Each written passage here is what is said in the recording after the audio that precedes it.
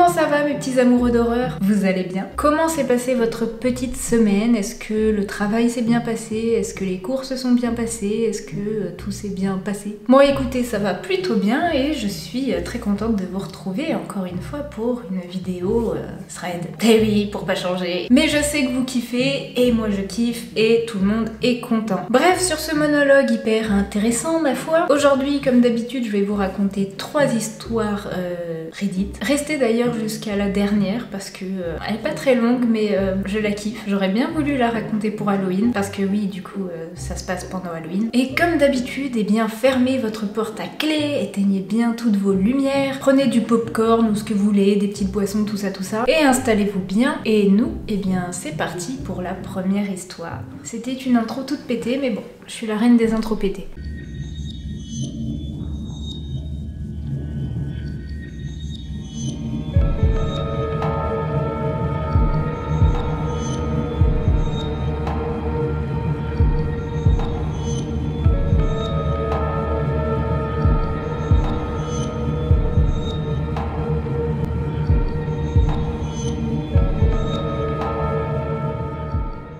Bonjour, je m'appelle Dylan. Avant de raconter mon histoire, je vais préciser quelques trucs qui pourront aider à comprendre la suite. Mon histoire s'est passée au Québec en plein hiver, le 14 janvier 2015 pour être précis. En 2015, j'avais 15 ans et j'étais avec 3 amis qu'on va appeler Lucas, Adrien et Antoine. Ce soir-là, il devait être environ 18h30 et on était en train de marcher en forêt. Cette forêt, nous la connaissions du bout des doigts, mais comme vous l'avez sûrement déjà entendu, une forêt, à partir d'une heure tardive, ce n'est plus la même forêt. Donc, on est 4 au beau milieu d'un chemin de terre et en train de discuter de différents sujets comme l'école, les jeux vidéo, etc. Soudainement, Adrien nous dit à voix un peu plus basse qu'il y a quelqu'un derrière nous. Bon, il faut comprendre qu'être dehors le soir dans le froid et penser être suivi ne sont pas les sentiments les plus agréables qui soient, surtout combinés ensemble. Donc on décide de prendre un chemin un peu plus long avant d'arriver chez nous, quitte à confirmer que nous sommes 4 parano et stressés pour rien. Mais comme vous l'aurez deviné, cet inconnu avait très envie de se balader avec nous. Donc on décide d'accélérer le pas. Puis, après environ 2-3 minutes de marche rapide, on se dit qu'on va essayer de regarder derrière le plus discrètement possible. Et là, on voit que l'inconnu est toujours derrière nous, à environ une quinzaine ou vingtaine de mètres. Alors Lucas nous dit de prendre un autre chemin pour confirmer à 100% nos doutes sur le fait qu'on est suivi. Donc après avoir trouvé un chemin quelques minutes plus tard, on l'emprunte. Et comme par hasard, l'inconnu a envie de prendre le même chemin que le nôtre. Plus de doute, on est suivi. On s'est dit en premier lieu que de pas lui donner de raison de courir après nous serait une bonne idée. Donc, on continue comme si de rien n'était. À environ 10 minutes des routes éclairées, on décide d'examiner s'il peut être dangereux. L'homme, je suppose que c'est un homme, car il n'a pas la carrure d'une femme, semble trembler. Vous pourriez dire que c'est à cause du froid, mais pour l'avoir vu de mes propres yeux, je peux vous dire que ce n'est pas que le froid qui cause ces tremblements. Ces tremblements semblent être causés soit par une drogue ou un abus d'alcool, ou soit comme s'il était conscient qu'il allait faire quelque chose de mal. Alors on se dit que le surveiller pourrait être une bonne idée, car il marche un peu plus vite que nous et qu'à tout moment il peut se mettre à courir et à nous prendre par surprise. Quasiment arrivé, on se dit que courir pourrait être une bonne option. Mais à ce moment-là, Lucas nous dit que l'homme derrière nous se met à avancer plus vite, comme le pas de quelqu'un s'apprêtant à courir. Alors je me dis qu'il faut vraiment se mettre à courir. J'attends le signal de Lucas pour nous dire quand on commence à courir. Mais là, on entend un mélange de peur et de stress sortir de la bouche de Lucas. Les gars, il court! Cette phrase déclenche alors une énorme panique générale entre les cris de rage de l'inconnu et la peur de notre côté. Après 20 secondes de course intensive qui semble être un marathon, on atteint enfin la rue. Mais on continue de courir jusqu'à ce que l'adrénaline nous dise stop. On regarde partout autour, mais pas de traces de cet inconnu, ni de personne d'ailleurs. C'est alors qu'on arrive enfin chez nous, vers 19h10, et que directement on explique tout à nos parents qui ont bien entendu appeler la police. Encore aujourd'hui, je ne sais pas qui c'était, ni ce que cet homme nous voulait et pourquoi, mais il y a environ 2 semaines, j'ai entendu parler de ce Reddit et j'ai décidé de vous raconter ce que j'ai vécu.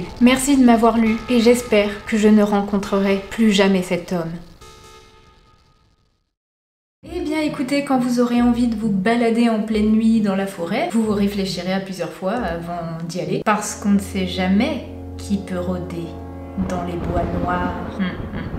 Mais enfin bref, on rigole, mais c'est pas très marrant au final. Après en vrai, peut-être que le mec en fait c'était juste un blaireau qui voulait leur faire peur, je sais pas. Ce qui m'a fait rire aussi, c'est comment le gars expliquait chaque décision, chaque réflexion, tu sais pas. C'est toute une organisation avant de courir. Les gars, réfléchissez pas, courez. Mais enfin bref, du coup, ouais, l'hiver il fait nuit tôt, restez au chaud en fait. Si vous pouvez, évitez de vous balader dans des endroits bizarres là, sombres. Restez au chaud devant Netflix avec votre votre famille devant ma vidéo. Vous voyez, je me fais de la pub, ce qui est ridicule du coup, vu que vous êtes déjà sur la vidéo. Bon, je suis un peu con, hein. Bon, bah sur mes autres vidéos du coup, on est bien tous ensemble, là, au chaud, à se raconter des histoires d'horreur qui sont arrivées à d'autres. C'est juste hyper malsain en fait. Oui, bon, là je suis en train de me faire de la mauvaise pub, tu te tais, rien. Bon, du coup, je pense que vous n'en avez toujours pas assez, donc c'est parti pour la deuxième histoire.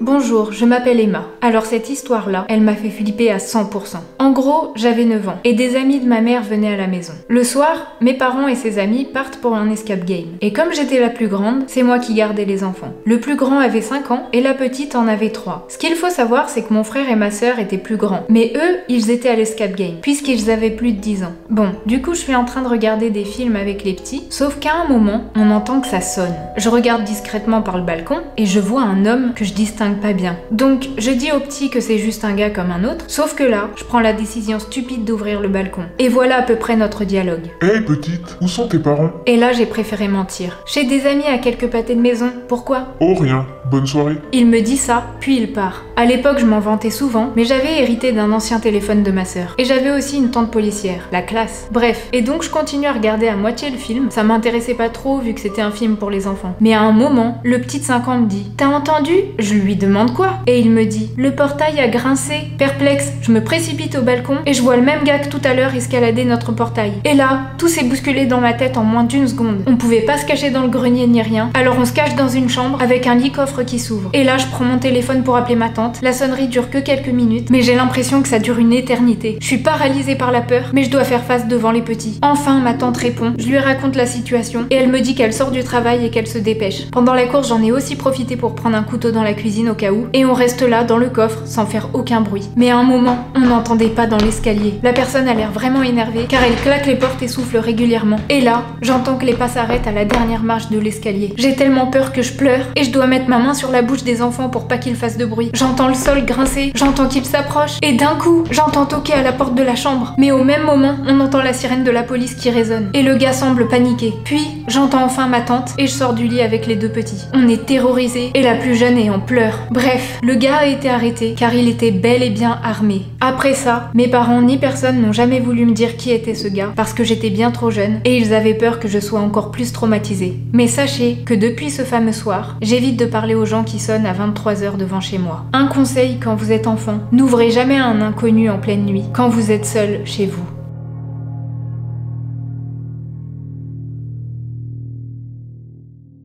Si quelqu'un toque à votre porte alors que vous êtes tout seul chez vous et que vous êtes très jeune, n'ouvrez pas. Au pire, vous parlez derrière la porte pour savoir qui c'est et vous prévenez directement vos parents, mais n'ouvrez jamais. Parce qu'il existe des histoires sordides comme ça. N'oubliez pas, hein, il y a des gens, ils ont de très mauvaises intentions. Et c'est pour ça, c'est l'une des raisons pour lesquelles je suis d'accord pour que les enfants de bas âge aient un téléphone quand ils se retrouvent tout seuls à la maison. Parce que s'il y a un problème, au moins ils peuvent appeler leurs parents ou même directement la police, les pompiers. Tu leur apprends les numéros des urgences et comme ça il peut certainement se dépêtrer d'une situation compliquée. Bon, du coup j'espère que cette histoire vous aura plu, même si c'est une histoire vraiment pas marrante. Au moins on en tire une leçon, enfin surtout pour les petits. Et puis nous on va continuer sur la 3e et dernière histoire.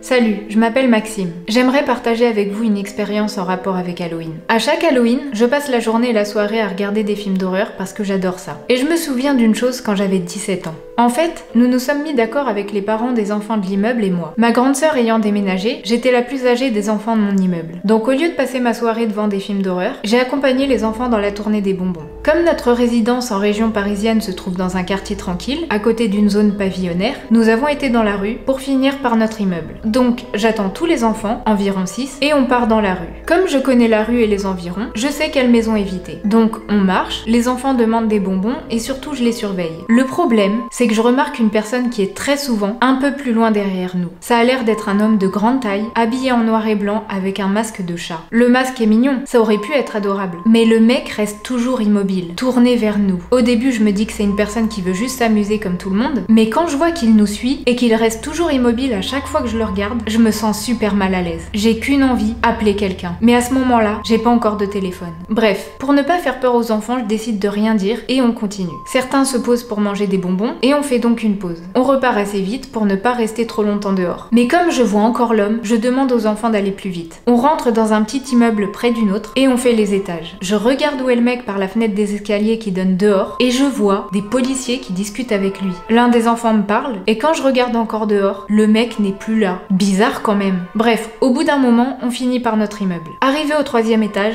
je m'adosse au mur. En fait, à chaque étage se trouve une porte qui donne sur un couloir ouvert où se trouvent les portes d'appartements et je suis appuyée sur le bord de l'une d'elles. Les petits font comme d'habitude, ils sonnent et demandent des bonbons et je ne sais pas pourquoi mais je tourne la tête vers le fond où se trouve la porte. En fait, on voit pas la porte. Elle est dans un angle en tournant à droite. Et là, je vois un masque de sorcière. Mais le masque est porté par une petite personne et penche la tête à l'angle du mur. Je me dis que c'est l'un des enfants qui n'a pas pu venir puisque 2 d'entre eux étaient malades. Sauf que non. Je vois le masque se lever de plus en plus, comme si une personne de grande taille était à genoux et se levait. Je suis surprise. Et d'un coup, je vois l'un des 2 enfants sautiller à l'angle du mur avec son costume d'Halloween. Je sursaute et marche vers elle et me rends compte que la grande personne s'en va. Je me précipite vers l'angle du mur et regarde mais la personne n'est plus là. Et la petite fille me dit « Je voulais venir avec vous. J'ai croisé ce monsieur. Il est très gentil. Il voulait te donner quelque chose pour que tu dormes bien cette nuit, mais il est parti. » Ah. Ok, je garde mon calme, enfin j'essaye, et je retourne voir les petits en prenant la main de la fille. Et on finit le dernier étage. Avant de les raccompagner chez eux, on s'installe dans les escaliers et je vérifie le sac de chacun. Et j'ai eu raison. Certains m'ont pas écouté et sont partis voir une maison qui était connue pour détester les enfants. Cette personne met dans des papiers de bonbons une sorte de pâte avec du verre brisé ou quelque chose de mauvais. Quelques années avant, un enfant avait fait tomber un de ses bonbons sur le sol sans faire exprès et son chien l'a mangé. Malheureusement, il est tombé très malade et le vétérinaire a détecté quelque chose comme de la mort au rat. Coïncidence? Bizarre. Donc je jette les bonbons bizarres et je raccompagne les enfants. Arrivé devant la porte de mon appartement, j'entends du bruit dans les escaliers et j'entends un rire très bizarre. Je me dépêche de rentrer et de fermer la porte à clé. J'en parle à ma mère, mais elle me dit que c'est sûrement mon imagination. Du coup, je passe à autre chose et finis ma soirée devant la télévision. Voilà comment se finit ma soirée d'Halloween. Je n'ai jamais revu cet homme, même si je ne sais pas à quoi il ressemble. Mes autres soirées d'Halloween se sont bien passées, donc ça va. Qu'en pensez-vous? Était-ce une personne qui voulait s'amuser? Qui voulait nous faire peur? Je ne sais pas. Ah oui, au fait, le masque de sorcière que portait l'homme appartenait à la petite fille qui l'a retrouvé dans les escaliers. Donc voilà, je vous souhaite un joyeux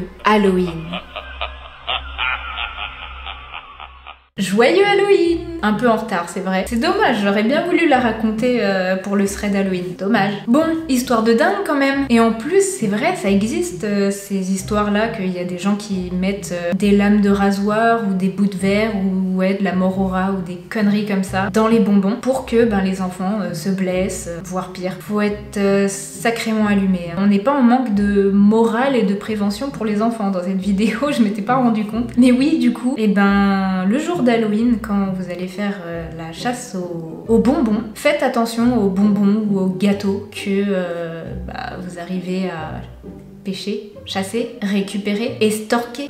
Bref, faites attention. Parce que oui, ça existe vraiment. Bon, alors je dis pas que ça se passe tous les jours, dans tous les coins des rues, mais ça existe. En vrai, il y a vraiment eu des cas comme ça. Donc voilà, je suis contente d'avoir terminé sur cette histoire. Bon, elle est pas spécialement rigolote, quoique un thread d'horreur c'est pas forcément rigolo. Mais voilà, l'ambiance Halloween, tout ça, et en plus il y a de la prévention, c'est très bien. Donc voilà, j'espère que vous avez kiffé ces histoires. D'ailleurs, n'hésitez pas à me dire dans les commentaires laquelle est votre préférée. Et puis si vous avez kiffé la vidéo, n'hésitez pas à me lâcher un petit like, à vous abonner à ma chaîne, à appuyer sur la petite cloche de notif pour manquer aucune de mes vidéos. J'ai un chat dans la gorge. Et puis moi je vous souhaite du coup un bon week-end ou une bonne semaine, je ne sais pas quel jour on est du coup quand la vidéo sort. Mais bref, je vous souhaite une bonne journée ou une bonne nuit selon à quelle heure vous regardez la vidéo. Et puis moi comme d'habitude je vous dis à la prochaine pour une prochaine vidéo. Ciao.